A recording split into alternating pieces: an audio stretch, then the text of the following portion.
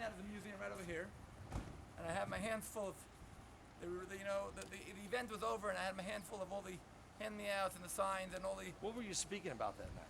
We have an annual event every single year, the 6th of the month of Cheshvan, which is the day that Maimonides ascended to Temple Mount. Okay. This year is 850 years. 850 years.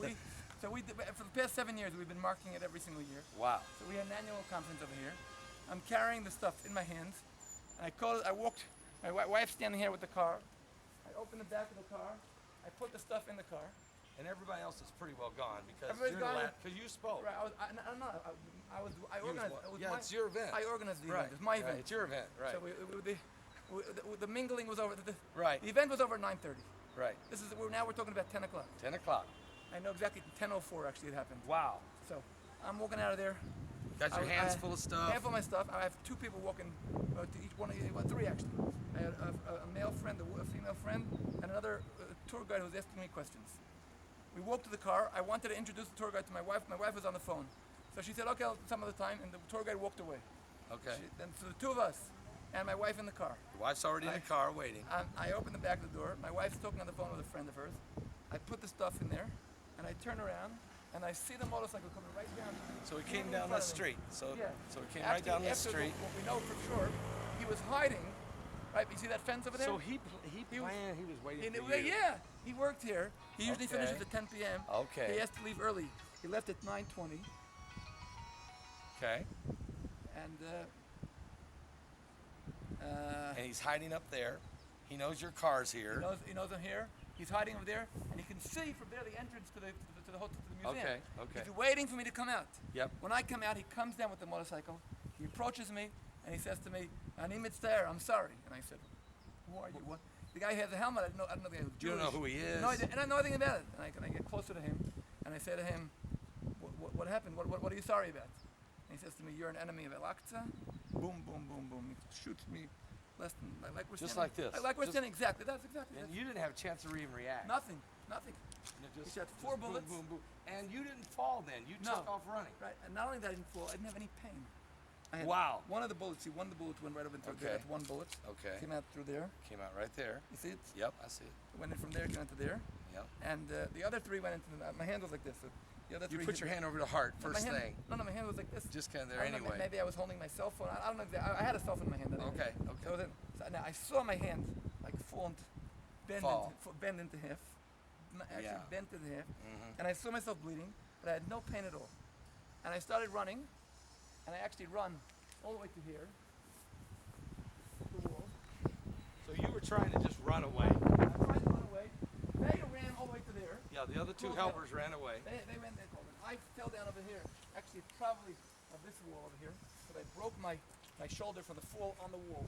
Okay. I fell down here. Fell against the wall. And your wife's in the car. She ducks down. She hid under the steering wheel because she's sure that she's next in line. Yeah, of course. She would have been. Well, the only thing she does, she's in the middle of a phone call with a friend of hers. She just says, "They just shot Yehudah. Please call an ambulance and call the police." Wow. And she hung up. They ran over there. Then he rode away. He flew away. They ran back to me, and they see me. I'm on the floor, pale. Right. And the guy Shai says to Maria, he says to her, "Listen, we just witnessed a murder. Go, you take care of the wife." Right. And he comes over to me, and I'm lying on the floor, and I still hear this. And he says to me, you're I'm still conscious. But you can hear, but you can't totally really conscious. move. I'm totally conscious. I can even move. I tried to, when I laid down. I thought I had control of myself. Apparently, I didn't. But I didn't realize how severe my situation was. Right. I just saw myself bleeding from here, and I said, if I'm bleeding from here, I better be in rest. Right. I tried to lie down, and I fell to the floor. Yep. And then he says to me, "Rabbi Yehudah, don't go. We need you." When he said that, I understand. Oh my God! I guess my situation is more serious. Right.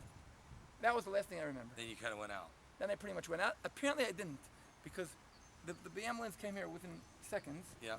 And the driver told me, he spoke to me. Yep. And I was speaking to him in English. Yeah. But then when I got to the hospital, I was already out. But the ambulance got here so fast, according to what we know, according to the minutes we checked, from the moment I was shot till the moment I'm already lying in the emergency room of the Shari Tzedek Hospital, it's 13 minutes. That's unbelievable.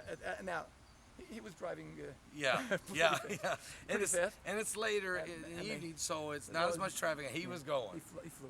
He came from there, and he drove over back. And got you there in 13 minutes. 13 minutes from the moment I was shot. Yeah. Unbelievable. And that was. It was the hand of God. I mean, let's. Look, you have to understand. In the history of the people of the state of Israel, there have been terror attacks. Yes. But attempts to assassinate people have always concluded with success. So, quote no quote. I mean, success in the eyes of the assassin. On the only case, I mean, we had Rabbi Kahana, we had Minister Ze'evi. On the other hand, we had Rabin. These are assassinations. Assassination when the person comes, he knows who's he coming to. And he does it. And he kills him. And yes. I'm the only case where there was an attempt to assassinate somebody, and here I am. Well, you've got a calling, you know. He picked me up. He Right. kissed me, he hugged me, and he said, Yehudah, your mission's not over. You got to go in. And that evening, the guy was already dead. 4 a.m. They already hunted him down. They came to his house, they knocked on the door, and he understands what's going on. Right. He ran to the roof to shoot at them. He shot one shot. He didn't know that already on the roof waiting for him, 4 other guys. And they erased him that moment. At 4 o'clock a.m. he was already gone. But not only that, you have to understand. His attempt was to erase me and my activity. Yes. Not only did he not erase my activity, what he did was probably the biggest thing that was ever done in the past 5 years for to actually elevate. How would I have ever met Paul Begley if not for him? Okay. And I probably would have never met you either. Okay, that's obvious. Ever since then, you have no idea. Even now, these days, Prime Minister Netanyahu speaks about Temple Mount in the United Nations. He's speaking. It's everywhere. It's all over now. Everybody's talking about. That's the topic. It's one of the top things that people write me and call me about discussions about. And they know, when I interviewed you with the YouTube earlier in May, and it's just been unbelievable. What else? What's happening? Because you guys announced the Heritage Foundation. You guys announced the Red Heifer Project. Yeah, that's the Temple Institute. And we can go inside and sit down and talk about all those things. I think because you went to another whole level now. Yeah, now we're in total level. But now we're actually our major thing right now.